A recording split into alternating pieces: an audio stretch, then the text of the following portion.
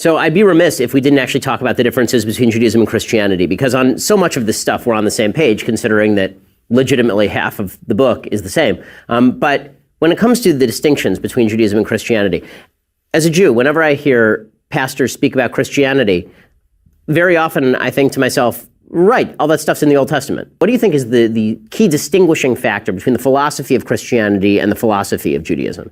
Well, first of all, I don't like to talk about it as a philosophy.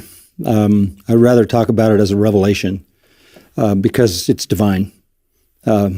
So the same God who wrote the Old Testament wrote the New Testament. That's my conviction. The Scripture has one author.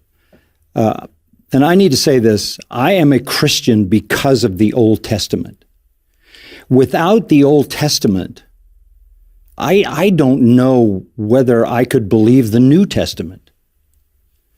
And that may sound strange to you, but how do I know that Jesus is the Messiah if I don't have all the predictions of the Old Testament defining him when he shows up?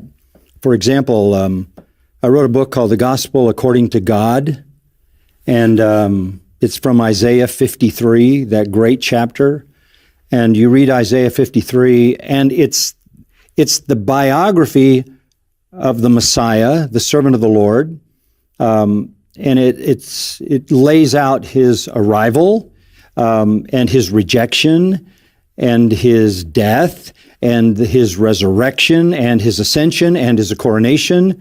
It explains the gospel in more specific terms than any chapter in the New Testament. He was wounded for our transgressions. He was bruised for our iniquities. The chastisement for our peace fell on him, and by his wounds we are healed. Wow, that sounds like the Christian doctrine of justification, because that's exactly what it is.